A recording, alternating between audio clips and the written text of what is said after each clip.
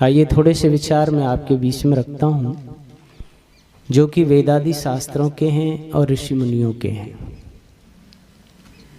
आप और हम सब लोग अपने अंदर एक इच्छा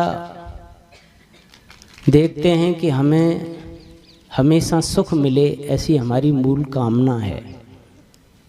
दुख हमारे जीवन में आए नहीं और पूर्ण सुख को हम प्राप्त हों, ऐसी हम सबकी एक अभिलाषा होती है, इच्छा होती है, कामना होती है। और ये व्यापक है।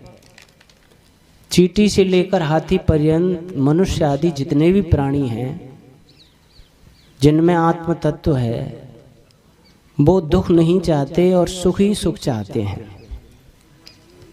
परंतु ये सुख का उपाय क्या है? जो हमारी मांग है उसकी पूर्ति कैसे हो सकती है? तो विद्वान इसका समाधान बताते हैं। एक महात्मा चाणक्य जी हुए, उन्होंने बताया सुखस्य मूलम धर्म।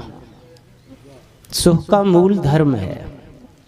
जिसके जीवन में धर्म होगा वो सुखी होगा, दुख उसके जीवन में होगा नहीं। एक वैशेषिक दर्शनकार हुए हैं कणाद जी, उन्होंने भी लिखा है यतोभ्युदय निश्रिय सिद्धि स धर्म। अभ्युदय सुख कहते हैं अभिउदय होने वाला, यानी इस शरीर के साथ सुख जो हमें प्राप्त होता है इसी जीवन में, इस देह के साथ जो हमें सुखानुभूति होती है वो अभ्युदय सुख में माना जाता है। और एक निश्रेय सुख भी होता है जिसको मोक्ष सुख कहते हैं, जिसको मुक्ति कहते हैं, अपवर्ग कहते हैं, जिसको स्वर्ग भी कह देते हैं। वो एक सुख होता है। तो वो कह रहे हैं कि इन दोनों की सिद्धि धर्म से होगी। अगर आप अपने जीवन में धर्म को जीवन में अपनाते हैं तो आप इहलोक और परलोक दोनों सुखों के अधिकारी हो सकते हैं। अब ये बात आती है कि फिर इस धर्म को हम कैसे समझें? धर्म क्या है जो हमारे जीवन की झोली को सुखों से भर दे? तो उस धर्म को समझने के लिए 4 स्रोत हैं। अगर आप सही धर्म को जानना चाहते हैं और आप अपने इहलोक परलोक को स्वर्ग में, सुख में, आनंद में पाना चाहते हैं तो आपको 4 स्रोतों के पास जाना पड़ेगा। महर्षि मनु ने लिखा है वेद स्मृति सदाचार स्वस्य च प्रियम आत्मनः एतत् चतुर्विधम प्राहु साक्षात धर्मस्य लक्षणम। ये धर्म के 4 लक्षण हैं। इनके समीप जाने से, इनका ज्ञान होने से आपको धर्म का बोध हो जाएगा और धर्म का बोध, धर्म का आचरण आपके जीवन को सुख से भर देगा। सबसे पहले धर्म का स्रोत है वेद। वेदो अखिलो धर्म मूलम। धर्म का जो मूल है, जिसका जहाँ से हमें ज्ञान प्राप्त होता है, वो वेद है। चूंकि वेद ईश्वरीय वाणी है। धर्म का मूलतः उपदेश केवल ईश्वर ही करता है, ईश्वर ही जानता है। मनुष्य को धर्म का बोध नहीं होता। धर्म का बोध हमें कराया जाता है। हमारी बुद्धि की इतनी सामर्थ्य नहीं है कि हम धर्म और धर्म के रहस्यों को गहराई से समझ सके। उसके लिए सर्वप्रथम भगवान ने जहाँ ये दुनिया हमें बना के दी, वहाँ धर्म का भी ज्ञान हमको दिया। सृष्टि के प्रारंभ में, सृष्टि की शुरुआत में 4 ऋषियों की आत्मा में धर्म के ज्ञान को दिया। वो ऋषि थे अग्नि, वायु, आदित्य, अंगिरा।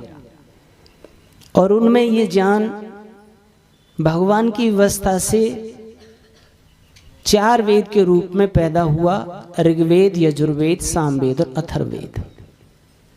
ये अखिल ब्रह्मांड के धर्म का स्रोत है, मूल स्रोत है। धर्म परमात्मा देता है और सबके लिए बराबर देता है। अलग अलग धर्म नहीं होते। जैसे अग्नि का धर्म दाह और प्रकाश है। दुनिया में जहां भी अग्नि तत्व है वहां इसी धर्म के साथ है। जल का धर्म जो है शीतलत्व द्रवत्व है। जहां भी जल संघात होगा सारे ब्रह्मांड के अंदर वहां इसी धर्म के साथ होगा। चींटी का मौलिक धर्म स्वभाव सारी दुनिया में एक जैसा, गधे का एक जैसा, शेर का एक जैसा, दुनिया में जितने भी शेर होंगे उन सब का सारे ब्रह्मांड में एक जैसा धर्म, उनका मूल स्वभाव, उनकी मूल प्रकृति, उनका मूल जीवन होगा। तो फिर मनुष्यों के अलग अलग धर्म कैसे? इसलिए मनुष्यों का भी धर्म एक है और वो ईश्वर प्रदत्त है, वो सबके लिए बराबर है, सार्वकालिक है, सार्वभौमिक है। जितना सृष्टि के प्रारंभ में आवश्यक था उतना ही श्री राम के समय पे था, उतना ही कृष्ण जी के समय पे था, उतना ही आज है और उतना ही जब तक दुनिया रहेगी तब तक रहेगा। भगवान के बंधे हुए नियम कभी बदलते नहीं। अग्नि का नियम बदला नहीं, जल का बदला नहीं, पृथ्वी का बदला नहीं, गधे घोड़े इनका बदला नहीं, तो हमारा भी नहीं बदलता। नवीन धर्म की स्थापनाएं नहीं होती हैं। इसलिए जो नवीन धर्म हिंदू, मुस्लिम, सिख, ईसाई, जैन, कुरान, पुराण, ये धर्म नहीं है।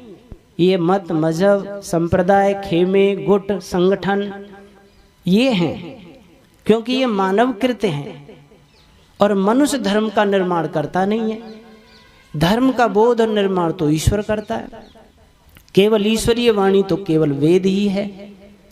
हाँ, वेद से संबंधित जितने भी ग्रंथ हैं, जो वेद में मूल उपदेश को लेकर जिन्होंने व्याख्यान के रूप में विस्तृत करके जिन ग्रंथों में लिखा है, वो वेद प्रतिपादित मेल खाते हुए वो भी धर्म के ग्रंथ मान लिए जाते हैं।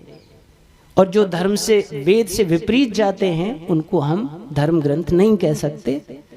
इसीलिए सबसे पहला स्रोत, आप अगर धर्म को जानना चाहते हैं तो वेद का अध्ययन आप करेंगे, वेद का स्वाध्याय करेंगे, वेद का अनुसंधान करेंगे, वेद पढ़ेंगे। इसलिए महर्षि दयानंद जी ने आर्य समाज के तीसरे नियम में लिखा, वेद सब सत्य विद्याओं का पुस्तक है।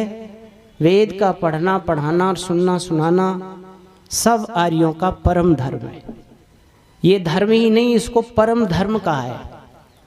दान देना धर्म है, पानी पिलाना धर्म है, भोजन कराना धर्म है, वस्त्र दान करना धर्म है, लेकिन वेद का पढ़ना, पढ़ाना, सुनना, सुनाना तो परम धर्म है।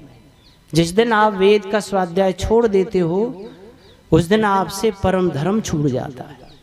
इसलिए ध्यान देना, वेद या वेद से संबंधित जो ग्रंथ हैं, आर्ष ग्रंथ, उनमें किसी न किसी ग्रंथ का प्रतिदिन, जैसे रोज स्नान करते हैं, रोज वस्त्र प्रक्षालन करते हैं, रोज भोजन करते हैं, व्यायाम करते हैं, सफाइयाँ करते हैं, वैसे कुछ न कुछ वेद और वेद से संबंधित आर्ष ग्रंथों का अध्ययन करना चाहिए।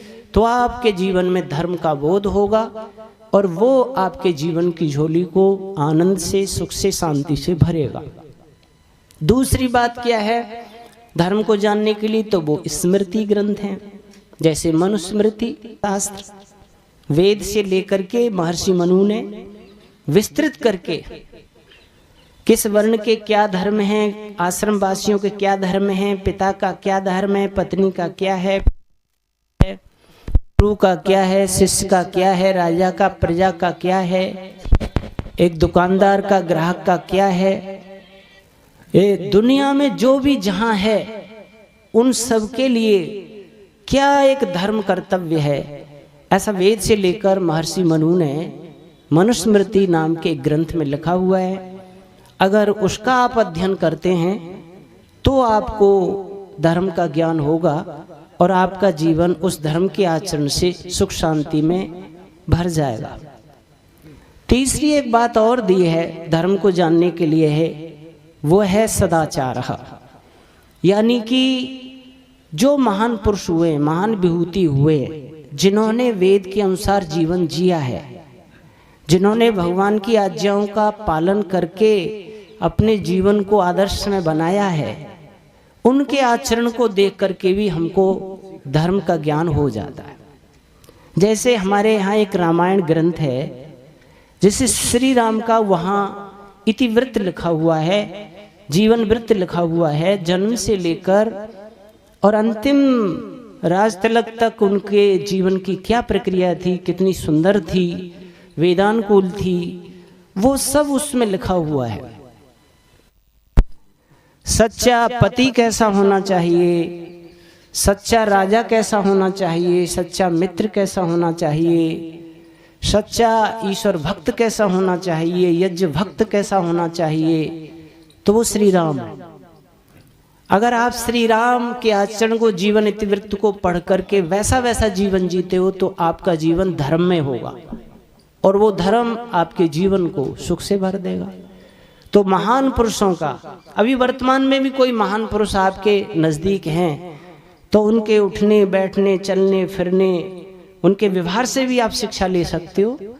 और पहले जो महान पुरुष हुए, आदर्श पुरुष हुए हैं, उनके जीवन को पढ़ करके भी, लेकिन केवल पढ़ने मात्र से नहीं, पढ़ करके वैसा जीवन जीने से धर्म का प्रभाव आपके जीवन में होता है और उसका लाभ मिलता है। इसलिए सदाचार एक धर्म के स्रोत को समझने का भी एक सिद्धांत महर्षि मनु ने दिया है। और एक और दिया है, वह है स्वस्य च प्रियम आत्मनः। ये बहुत ही सरल है, बड़ा ऐसा समझो सहज है, बिल्कुल ज्यादा पढ़े लिखे नहीं है तो भी वो धर्म का बोध कर सकते हैं, धर्म को जान सकते हैं। इतना सरल है ये पैमाना, और इसमें जीने के बाद आपके जीवन से कोई दोष नहीं होगा, आपके जीवन से कोई अधर्म नहीं होगा। अगर केवल एक इस सिद्धांत को भी पढ़ लें और समझ लें, स्वस्य च प्रियम आत्मनः, तो आपके जीवन से कोई अधर्म नहीं हो सकता, धर्म ही धर्म होगा। और जिसके जीवन में धर्म होगा वो कितना महान होगा आप समझ सकते हैं। स्वस्य च प्रियम आत्मन का सीधा सा अर्थ है, मैं अपनी आत्मा में क्या दूसरों से व्यवहार चाहता हूं, मेरी आत्मा क्या चाहती है, बस जो मैं चाहता हूं अपने लिए वो व्यवहार में दूसरों को दूं। केवल इतना हमको समझना है। महर्षि व्यास जी ने भी इस बात को ऐसे लिखा है, श्रूयताम धर्म सर्वस्व श्रुत्वा चैवा विधार्यताम आत्मनः प्रतिकूलानि परेशान न समाचरे।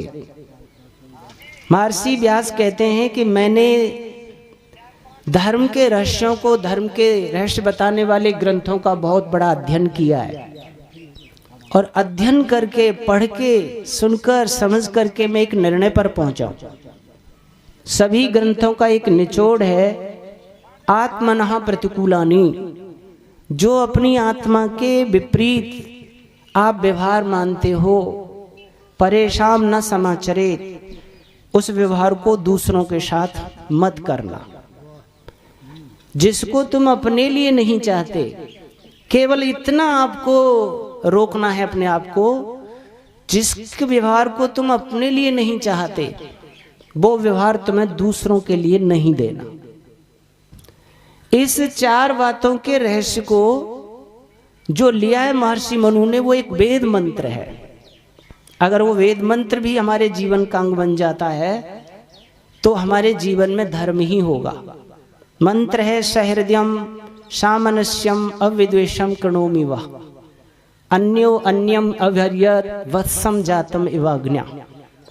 भगवान कह रहे हैं, ए मेरे पुत्र और पुत्रियों, जब तुम संसार के लोगों के साथ व्यवहार करो, चींटी से लेकर हाथी पर्यंत मनुष्य आदि के साथ जब तुम व्यवहार करो तो इस मंत्र को अपने जीवन में उतार करके करना। सबसे पहले का सहृदयम, मैं आपके हृदय को दूसरों के हृदय से जोड़ करके पैदा करता हूं। जो तुम अपने हृदय में चाहते हो वही व्यवहार तुम दूसरों के साथ करना। इसको और सरल ढंग से आप ये समझें कि हम अपने लिए चाहते क्या हैं। तो देखो, सब चाहते हैं कि भाई मेरे साथ में सब लोग सत्य का व्यवहार करें, सत्य सत्य बोलें, ऐसा हर आत्मा चाहती है। तो सिद्धांत ये निकला कि मुझे भी जीवन में सत्य ही बोलना है, असत्य झूठ नहीं बोलना। और वैसे देखा जाए तो धर्म का अगर दूसरा कोई पर्यायवाची शब्द आप ढूंढना चाहते हो, कोई दूसरे शब्द से धर्म को समझाओ, तो विद्वान कहते हैं नहीं सत्यात परो धर्मा नानृतात पातकम परम। सत्य बोलने से बढ़कर दुनिया में कोई धर्म नहीं है और असत्य झूठ बोलने से बढ़कर दुनिया में कोई पाप नहीं है, अधर्म नहीं है। ये एक व्यापक है। केवल इस धर्म को तुम व्यवहार में घटा करके देखो कि धर्म से सुख की वृद्धि होती है, तो क्या इस सिद्धांत से सुख की वृद्धि होगी? कल्पना कर लो, इस पृथ्वी पर जितने भी स्त्री पुरुष हैं और वो सत्य ही बोलने लग जाएं, तो बताइए सारे मानव सृष्टि में सुख की वृद्धि होगी कि दुख बढ़ेगा? सुख बढ़ेगा। सत्य बोलने से एक दूसरे के प्रति विश्वास पैदा होगा, आत्मीयता पैदा होगी। सत्य एक ऐसी चीज है कि अगर दुश्मन भी सत्य बोलता है तो तुम्हारा भी कुछ न कुछ प्रेम उसके साथ हो जाता है। अगर आप सत्य बोल देते हो तो आपसे बहुत बड़ा भी अपराध हो गया है, तो जो आपको दंड मिलना उसमें भी कुछ न कुछ न्यूनता आ जाती है। सत्य में वो ताकत होती है। इसीलिए धर्म वो चीज है जो व्यापक है और जिसको अपनाने के बाद सब सुखी हो जाते हैं, सीधी सी बात है। और कल्पना करो सभी असत्य बोले, झूठ बोले, तो दुनिया के अंदर त्राहिमाम मच जाएगा। अविश्वास, एक दूसरे के अंदर कोई प्रीति नहीं रहेगी, कितना दुख बढ़ेगा। इसीलिए सबसे पहली बात, मैं अपने लिए जो चाहता हूं वो व्यवहार दूसरों को देना है, तो मैं चाहता हूं भाई सब लोग मेरे साथ सत्य का व्यवहार करें, तो मुझे भी सत्य बोलना, आज से झूठ बोलना बंद। दूसरी बात, मैं चाहता हूं कि लोग मेरा सम्मान करें। कोई नहीं चाहता कि भाई मेरा कोई अपमान करे। अपमान को कौन चाहता है? एक छोटा सा बच्चा भी अपना अपमान होना नहीं पसंद करता। किसी बच्चों को थोड़ा सा भी आप डांट देते हो, गलत कोई दंड दे देते हो, तो वो भी अपने को अपमानित महसूस करके आपसे दूर रहता है, अच्छा नहीं मानता। तो जब अन्य लोग अपने को सम्मान मिलता है तो खुश होते हैं, अपमान मिलता है तो दुखी होते हैं। मैं भी सम्मान मिलता है तो खुश होता हूँ और अपमान मिलता है तो दुख होता हूँ। तो मुझे धर्म की बात समझ में आ गई कि मैं दुनिया में प्राणी मात्र का सम्मान करूंगा, किसी का अपमान नहीं करूंगा, सम्मान ही दूंगा, तो आपके जीवन में धर्म होगा। मैं अपने लिए चाहता हूं कि भाई मेरे को कोई कम तोल कर सामान ना दे, तो सिद्धांत यह है कि अगर मैं किसी को सामान देता हूं तो कम तोल के ना दूं। मैं ये चाहता हूं मेरी माता बहन आदि को कोई गलत नजर से ना देखे, तो सीधा सिद्धांत है मुझे भी किसी की माता बहन को गलत नजर से नहीं देखना है। मैं अपने लिए चाहता हूं कि भाई मेरे से कोई रिश्वत ना मांगे और मेरा काम हो जाए, तो मैं भी अगर किसी पोस्ट पे हूं तो किसी से रिश्वत ना लूं। मैं अपने लिए क्या चाहता हूं सीधा से, इसमें तो कोई बहुत बड़ी बात नहीं है, ये तो हम सब पढ़ ही सकते हैं, बिना वेद शास्त्र के भी थोड़ा समझ में आ सकता है। इतना तो हमने पढ़ना, इतना तो पढ़ाई है कि आत्मा की आवाज क्या होती है इसको आप समझो, इतना शास्त्रकारों ने बता दिया। अब आपको समझना है स्वयं हर काम को करते हुए, उससे पहले हर विचार को सोचते हुए उससे पहले आपको ये सोचना है क्या ये विचार, ये कर्म, ये व्यवहार तुझे अपने लिए पसंद है। अंदर से आवाज आएगी कि नहीं है तो उसको मत करना, और अंदर से आवाज आए कि मुझे बहुत अच्छा लगेगा, मैं जो इनको दे रहा हूँ ये लौट के मेरे साथ ऐसा ही देने लगे, मुझे बहुत प्रिय लगेगा, अच्छा लगेगा, तो उसको कर देना। आपका जीवन धर्म से भर जाएगा, अधर्म आपके जीवन में होगा नहीं। एक छोटा सा दृष्टांत आता है इस जगह पे समझाने के लिए, क्योंकि दृष्टांत, कहानियां, किस्से, उदाहरण, ऐतिहासिक घटनाएं किसी सिद्धांत को समझाने के लिए होती हैं, और श्रोता भी कई प्रकार के बैठे हुए होते हैं। तो एक दृष्टांत आता है कि एक माता और एक दुकान पर सामान खरीदने के लिए जाती है और उसने अपना पर्चा दे दिया कि भाई 1 किलो चीनी दे दो, 100 ग्राम जीरा दे दो, इतना धनिया दे दो, इतना सब्जी दे दो, दालें दे दो, जो भी है। उसने वो पर्चा दिया और सेठ ने नाप तोल करके उसका सामान बंडल बना दिया। माँ ने पूछा कितना पैसा हुआ सेठ जी, तो उसने बता दिया भाई इतना हुआ। तो उसने पैसा अदा कर दिया। अब जब वो सामान लेकर के चलने को हुई तो सेठ जी ने पूछा, माता जी आप गाय पालती हैं क्या? तो उन्होंने कहा हम तो किसान हैं, गाय पालते हैं। तो गाय का घी भी होगा आपके यहाँ? कि हाँ है। हमें 1 किलो गाय के घी की आवश्यकता है, क्या आप बेच सकती हैं? तो उन्होंने कहा हाँ बेच देते हैं, आवश्यकता वालों को दे देते हैं। क्या भाव दिया है? कि 500 रुपये किलो दिया है। तो ठीक है, मैं अपने नौकर को आपके साथ भेज रहा हूँ, आप इनको 1 किलो घी दे देना, ये आपको 500 रुपये दे आएंगे। और उनका सेवक 500 रुपये और डब्बा लेकर माँ के साथ जाता है। दुकान से थोड़ी दूर पर माँ का घर था। जो सामान दुकान से लाई थी उसने आंगन में रख दिया कि बाद में यथास्थान रख दूंगी, पहले इनको घी तोल कर दे देती हूँ। और अंदर जाती हैं, घी लेके आती हैं, तराजू लेके आती हैं और उसको 1 किलो घी तोल कर दे देती हैं। वो 500 रुपये दे आता है और डब्बा लेकर के अपने मालिक के पास आता है। मालिक को थमा देता है। मालिक ने मन ही मन विचार किया, वैसे तो वो माताजी धार्मिक सी लग रही थी, कुछ कंठी माला भी पहने हुई थी, तिलक विलक भी लगे हुए थे। कुछ आजकल लोगों के धार्मिक चिन्ह होते हैं, कोई राम नामी दुपट्टा, कोई राधे का दुपट्टा, कोई कृष्ण जी का ऐसे पहन लेते हैं, कुछ तिलक भी लगा लेते हैं, कुछ कंठी भी पहन लेते हैं, कुछ चोटी जनेऊ भी रख लेते हैं, ये भी धर्म के चिन्ह माने जाते हैं। तो ऐसा लगा कि वो माँ कुछ धार्मिक है, पूजा पाठ करती हैं। पर विचार किया सेठ जी ने कि आजकल लोग बाहर से तो अपने को धार्मिक दिखाते हैं पर अंदर से उतने होते नहीं। कहीं ऐसा ना हो मेरे सेवक के साथ धोखा कर दिया हो और घी कम तोल कर दे दिया हो, क्यों न ऐसे तोल कर देख लिया जाए। और उसने दूसरे डब्बे का पासन किया और उसमें घी पलट करके जब तोला तो वो 50 ग्राम कम बैठा। एकदम सेठ जी को गुस्सा आया। गुस्सा आना स्वाभाविक था। पहले तो नौकर कोई डांट डपट की, हुई मूर्ख तू कहाँ था उस समय जिस समय बुढ़िया तोल रही थी, 50 ग्राम कम दिया उसने, पैसे पूरे लिए। जल्दी से उस बुढ़िया को अभी बुला के ला।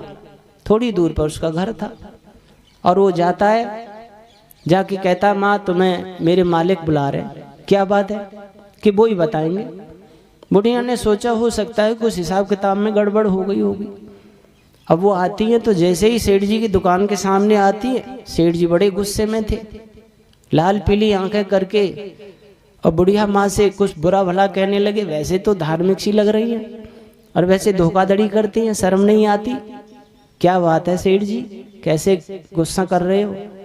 हमने आते ही तुम्हारा घी तोल के देखा है, 50 ग्राम कम बैठा है। तो बुढ़िया ने कहा कि सेठ जी से मेरी कोई गलती नहीं है। अरे कम तोल के दिया और गलती नहीं है। बात ये हुई कि मैंने पूरे घर को देखा, तराजू भी थी, घी तो था ही, 1 किलो को बांट मेरे घर में था पर वो मिला नहीं मुझे।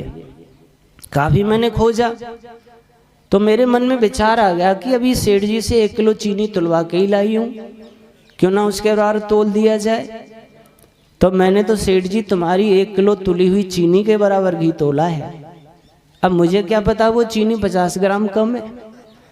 जब सेठ जी को लगा कि तेरी कम तुली हुई चीनी से तोला गया है तो एकदम सिर नीचे हो गया। अब सेठ जी ऊपर नजर उठा के भी नहीं देख रहे, हरिशन का ताला ठुक गया वाणी पे। इसको भगवान वेद ने क्या कहा है? सहृदयम। अपने हृदय को दूसरे के हृदय के मिला करके व्यवहार करो। जिस समय सेठ 1 किलो चीनी तोल रहा था और उस समय वो अपने हृदय को माँ के हृदय से मिला लेता और थोड़ी देर ये सोच लेता क्या कम तुला हुआ पदार्थ तुझे अच्छा लगेगा, तेरी आत्मा स्वीकार करेगी, तू इसको धर्म मानेगा?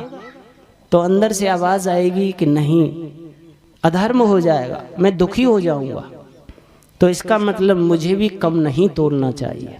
कितना सरल सिद्धांत भगवान ने हमें दिया है धर्म में चलने के लिए। केवल हमको इतना ही सोचना है कि मैं अपने लिए जो चाहता हूं वो दूसरों के साथ करूं। मैं कुछ समय यहाँ मथुरा गुरुकुल में पढ़ा हूँ आचार्य सुदेश जी के पास, तो वहाँ एक रिफाइनरी में था, मैं नाम नहीं लूंगा, उन्होंने वहाँ शौचालय बनवाए थे। तो वो वहाँ आते थे देखने मजदूरों को। तो एक दिन एक मजदूर 1-1.5-2 घंटे देरी से आया, तो वो उसमें टूट पड़े, इतनी देरी से आया, पूरे 8 घंटे की फिर नौकरी, वेतन मांगेगा। बड़े गुस्से में तो आचार्य जी बता रहे थे, मैंने कहा भाई एक बात बताओ, तुम इस समय रिफाइनरी से छुट्टी लेके आए हो कि नहीं? मेरी ड्यूटी चल रही है, मैं यहाँ देखने आ गया हूँ। वहां तुम्हारी ड्यूटी चल रही है, 1-2 घंटे बाद तुम जाओगे, तुम भी तो कहीं ड्यूटी दे रहे हो, और वहां से तुम हट करके यहाँ आ गए हो। तुम्हें एक बेचारा मजदूर 1-1.5-2 घंटे लेट, और तुम डेली रोजाना आ रहे हो, वहां साइन कर आते हो, और यहाँ आकर के अपने मजदूरों को देखते हो। तुम कितनी गलती कर रहे हो। एक मजदूर से 1.5-2 घंटे तुम देरी नहीं चाहते, और तुम दिए जा रहे हो। तुम कितने घंटों किसी सरकार की ऑफिस की नौकरी में और फल्लू अपना घर का और उनका काम किए जा रहे हो। अपने जैसा व्यवहार दूसरों का समझ लो। काश दुनिया में ये शब्द समझ लें लोग, तो 8 घंटे की ड्यूटी, पूरी 8 घंटे की ड्यूटी देगा हर आदमी। जब मैं हर मजदूर से पूरा 8 घंटे चाहता हूं, तो मैं जहां नौकरी कर रहा हूं वहां मुझे भी पूरा 8 घंटे देना, 1 मिनट ही भी मुझे व्यर्थ नहीं गंवाना है। तो आज दुनिया के अंदर कितनी उन्नति और विकास भारत देश का हो जाएगा। केवल ईमानदारी से ड्यूटी ही देने लग जाएगा। इतने भावना को समझ लें। हम रिश्वत लेना चाहते नहीं, हम अपने आप में देना चाहते नहीं और लेते खूब हैं। हम दहेज देना नहीं चाहते पर लेते खूब हैं। अपने बहन बेटी की कहीं शादी करने जाते हैं तो ये सोचते हैं भाई दहेज कोई नहीं मांगे और बढ़िया परिवार मिल जाए। लेकिन हमारे यहाँ कोई आता है तो मोटा सा दहेज मांगते हैं।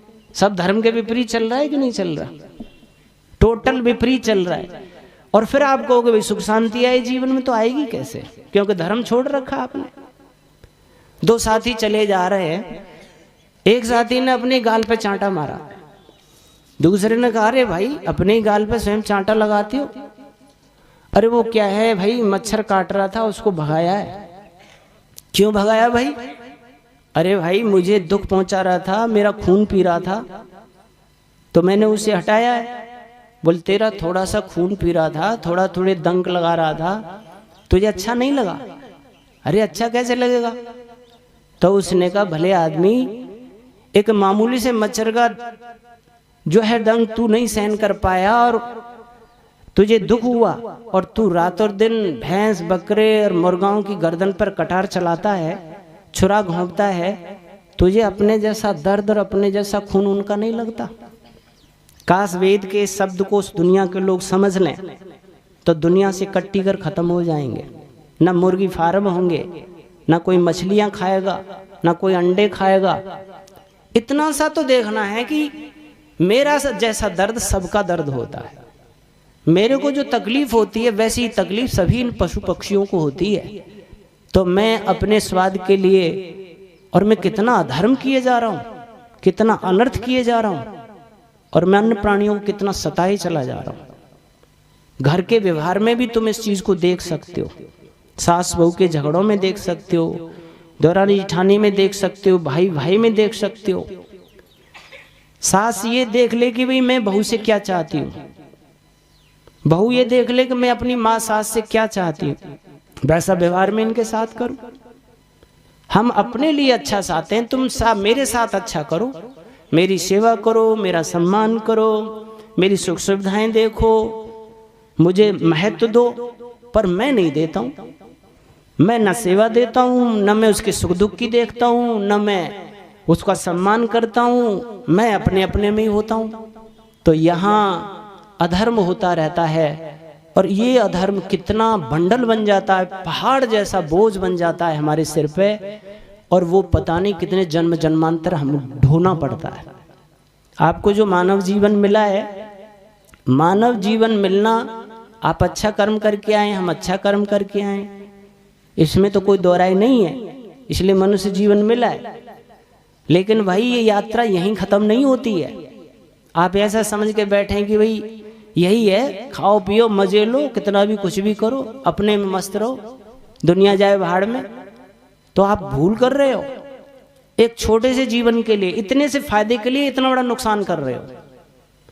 एक छोटे से एक मिट्टी के ढिले के फायदे के लिए पहाड़ जैसा नुकसान कर रहे हो। अनंत काल के जीवन जन्म जन्मांतर बिगाड़ रहे हो, ये समझ लीजिए। आप इतना धोखा कर रहे हो अपने साथ। हर आत्मा अपने साथ ही धोखा कर रही है। अगर आप धर्म को छोड़ रहे हो तो आप अपने साथ ही धोखा कर रहे हो। दुनिया के साथ क्या कर रहे हो? इतना अपना सर्वनाश कर रहे हो, आप देख नहीं पा रहे हो उसको। ज्ञानी लोग देख रहे हैं कि हमारा सर्वनाश कितना हो रहा है, जन्म जन्मांतर बिगड़ रहे हैं। और महाभारत में लिखा है, धर्मेव हतो हन्ति धर्मो रक्षति रक्षता तस्मात् धर्मो न हन्तव्यो मानो धर्मो हतो वधि। यानी जो धर्म की रक्षा करता है, धर्म उसका सुरक्षा कवच बन जाता है, उसकी झोली को सुख शांति आनंद से भर देता है। और जो धर्म को छोड़ देता है, धर्म को की उपेक्षा बरतने लग जाता है, धर्म उसका विनाश कर देता है, सर्वनाश कर देता है। इसलिए हमें छींक छींक के कदम रखना चाहिए संसार में। आंख मूंद के नहीं चलना है, बड़ी जागरूक होके, बहुत सचेत होकर के आपको संसार में जीना चाहिए। धर्म एक सूर्य की धार के समान है, उस पर चलना वैसे कठिन है, लेकिन पहाड़ जैसा सुख भरने वाला है। थोड़ी सी कठिनाई पहाड़ जैसा सुख शांति आनंद देने वाली है। धर्म वो भी चीज है। इसीलिए केवल हमें इतना भी समझ लेना है कि भाई मैं अपने लिए चाहता हूं, वो दूसरों के साथ व्यवहार करूं।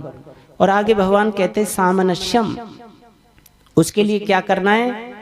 हमें एक दूसरे के समनस्क जीना है, यानी कि एक दूसरे की इच्छाओं को, अच्छी नेक इच्छाओं को पर फूल चढ़ाते हुए जीना है, यानी एक दूसरे के सहयोग से जीना है, या एक दूसरे के मनों के विचारों के अनुकूल जीना है। वेद में संगठन सूक्त में भी आता है, संगच्छध्वम संवदध्वम समवो मनांसी जानता, यानी तुम्हारा चलना एक जैसा हो। भगवान वेद कहते हैं तुम्हारी वाणी से निकलने वाले वाक्य एक जैसे बढ़िया हों, तुम्हारे मन के उठने वाले विचार भी समान हो, विपरीत ना हो। एक घर परिवार में किसी ने कहा भाई आज तो घर में यज्ञ होना चाहिए, तो सभी लोगों को उस पर फूल चढ़ाने चाहिए। तुम ठीक कहते हो, यज्ञ होना चाहिए, बहुत अच्छी बात है।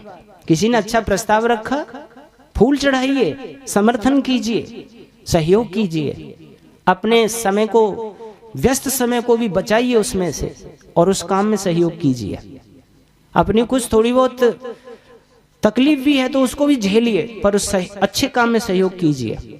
आजकल हम टांग खिंचाई करते हैं एक दूसरे की, नहीं नहीं ये नहीं होगा, ऐसे होगा। बड़ी बड़ी धार्मिक संस्थाओं में टांग खिंचाई हो रही है।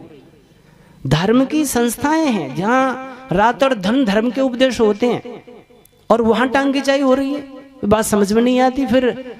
फिर भाई ये फिर धर्म कहाँ बचेगा? जब धर्म संस्थाओं में ही आपस में टांग खिंचाई होती हैं छोटी छोटी बातों पे, ऐसा क्या होता है? अनुकूल क्यों नहीं चल पाते?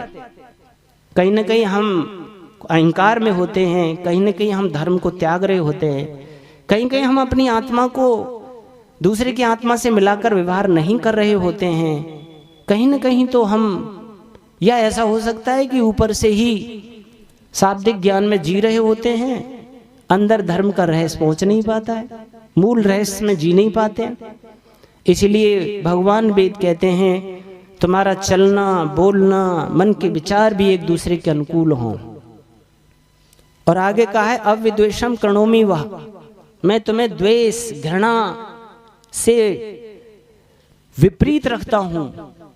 तुम्हें द्वेष घृणा नहीं करना, किसी से भी द्वेष घृणा नहीं करना। जब हम संध्या करते हैं तो मनसा परिक्रमा मंत्रा के 6 मंत्र हैं, और 6 मंत्रों का पाठ प्रातः करते हैं, सायं करते हैं, और उसमें कहते हैं योष्मान द्वेष्टि यम वयम दुष्मस्तम भोजम भेदल्मा। हे भगवान, जो कोई मेरे से द्वेष करता है या भूलवश, अज्ञानवश, सविद्यावश मैं किसी से द्वेष करता हूँ, मैं आपकी न्याय व्यवस्था में छोड़ता हूँ। आप ऐसी प्रेरणा करो, ऐसा ज्ञान दो कि मैं किसी से द्वेष ना करूं और कोई मेरे से ना करे। ये 6 बार सुबह दोहराते हैं और शाम को भी दोहराते हैं, और फिर भी घृणा द्वेष से भरे रहते हैं। जबकि वेद क्या कह रहा है? अन्यः अन्यः अविहर्यत। अलग अलग एक दूसरे के साथ भी रहते हुए इतना प्रेम करो, इतना प्रेम करो, वत्सम जातम एवज्ञा, जैसे गाय तत्काल उत्पन्न बछड़े से प्रेम करती है। यहां भगवान ने प्रेम करने का एक उदाहरण दिया है। जब गाय के बछड़ा पैदा होता है तो वो प्रसव अवस्था से बड़ी पीड़ित होती है। माताएं बहनें जब जन्म देती हैं बच्चों को तो इतनी पीड़ित कृशकाय हो जाती हैं कि बच्चे की देखभाल कोई दूसरी धाई माँ ही करती है। जननी माँ उसकी इतनी सामर्थ्य नहीं रह पाती है, इतनी वो पीड़ित हो जाती है, कोई दूसरी माँ ही उसकी साफ सफाई करती है। लेकिन गौ माता भी उस सब पीड़ा से पीड़ित होती है, परंतु वो तो अपनी सब पीड़ा को भूलकर फिर अपनी पवित्र जिह्वा से चाट चाट करके बच्चे को साफ कर देती है। इतना प्रेम उमड़ता है, और उसके बच्चे को छूने की कोशिश करता है तो सांकल तोड़कर मारने को तैयार हो जाती है, हिंकारती है, सूंघती है, दूध पिलाती है। तो यहाँ भगवान ने ये उदाहरण दिया है। यहाँ जो गाय का उदाहरण दिया है उसमें एक बहुत बड़ा रहस्य है। अगर आप ईर्ष्या द्वेष से बचना चाहते हो तो इस गाय के रहस्य को समझना होगा। हम जो भी प्रेम करते हैं, जैसे माता पिता बच्चों से प्रेम करते हैं, पति पत्नी आपस में प्रेम करते हैं, भाई भाई करते हैं, देवरानी जिठानी करते हैं, संबंधियों से हम प्रेम करते हैं, उसमें कहीं ना कहीं कोई हमारा एक स्वार्थ होता है। हमारी उनसे कुछ अपेक्षाएं होती हैं, इच्छाएं होती हैं, और जब हमारे स्वार्थ में विघात आता है, हमारी अपेक्षाएं पूरी नहीं होती हैं, तो फिर हम घृणा करने लग जाते हैं, द्वेष करने लग जाते हैं। लेकिन गाय जो प्रेम करती है वो बच्चे से कोई अपेक्षा नहीं रखती है, कोई स्वार्थ नहीं रखती है, निस्वार्थ भाव से करती है। और वो तब तक करती है जब तक बच्चा समर्थ नहीं हो जाता। अगर मालिक उसका दूध दुहना चाहे देसी गाय का, तो वो इतनी ध्यान रखती है कि उसमें से भी दूध बचा लेती है, खींच लेती है, और जैसे ही उसका बच्चा पीने लगता है तुरंत सब दूध छोड़ देती है। ऐसा वो अपने में प्रेम से करती है, परंतु उसका ये प्रेम तब तक रहता है जब बच्चा समर्थ नहीं होता। और जिस दिन समर्थ हो जाता है, चारा चरने लग जाता है, उस समय फिर वो उसका प्यार छूट जाता है। हम क्या करते हैं? पहले भी प्रेम करते हैं और बुढ़ापे तक बच्चों को चाटते रहते हैं। फिर उसमें थोड़ी सी कमी आती है तो फिर गुस्सा में होते हैं, क्रोध में आते हैं, घृणा से भर जाते हैं। और अन्य संबंधों में भी कहीं भी आप ले लीजिए। इसीलिए हमें निस्वार्थ प्रेम करना है। मैं बच्चों का लालन पालन करूंगा, बड़े आत्मीयता से करूंगा, परंतु मैं बच्चों से अपनी लिए सेवा की कोई अपेक्षा नहीं रखूंगा। मुझे ये आशा करके नहीं सेवा करनी है कि ये बच्चे पढ़ेंगे, लिखेंगे, बड़े होंगे, विद्वान होंगे, नौकरी करेंगे, बुढ़ापे में मेरी सेवा करेंगे। ये मत सोचो। जैसे गाय नहीं चाहती है कि ये बच्चा आगे बुढ़ापे में मेरी सेवा करेगा, उसका कर्तव्य जब तक है तब तक करती है, जब पूरा हो जाता है छोड़ देती है। वैसे ही हमको दुनिया में प्रेम करना है, अपेक्षा रहित करना है। इच्छाएं मत बांधिए, किसी से भी अपने कर्तव्यों को पूरा कीजिए। अब ये उनका कर्तव्य, वो कैसे निभा करते हैं। और जब तुम ईमानदारी से करोगे, अपेक्षा रहित करोगे, निष्काम भाव से करोगे, तो उसका कितना मोटा फल मिलता है ये हम नहीं समझ पाते। 2 प्रकार से कर्म होते हैं, सकाम और निष्काम। एक तो कामना करके करते हैं हम, उससे कुछ बदले में चाहते हैं, और एक निष्काम करते हैं, बदले में कुछ नहीं चाहिए। तो जो बदले में चाहते हैं उसका एक फल है, और वही सेवा हम बिना किसी अपेक्षा के करते हैं, उसके 2 फल हैं। इस लोक में समाधि रूप में और उस लोक में मुक्ति के रूप में। उस फल को हम नहीं देख पाते, कर्म वही है। इस यज्ञ को आप दोनों भावनाओं से कर सकते हो। एक तो इसको लौकिक फल की कामना से कर सकते हो, सकाम भाव, धन बुद्धि बल विद्या ये हमें चाहिए, और एक निष्काम ईश्वर का आदेश है, ईश्वर की आज्ञा है, मुझे सृष्टि में यज्ञ करना है, यज्ञ करने का भगवान का आदेश है, इस दुनिया से मुझे कोई और सुख सुविधा नहीं चाहिए, केवल ईश्वर आज्ञा पालन कर रहा हूँ, ईश्वर प्राप्ति के लिए कर रहा हूँ, उसका ही डबल फल बन जाता है इस जीवन में समाधि के रूप में और आगे चल कर के मुक्ति के रूप में। इसलिए हमें संसार में अपेक्षा रहित कर्म करना है, गाय के उदाहरण की तरह, और अपने हृदय को दूसरे के हृदय से मिला करके कर्म करना है। अगर ये 4 स्रोतों के समीप आप आ गए और धर्म को समझ गए और धर्म जीवन में आ गया तो समझ लो इहलोक परलोक आपके धन्य हो गए। ईश्वर कृपा करें और आप सबका पुरुषार्थ हो, ऐसा हम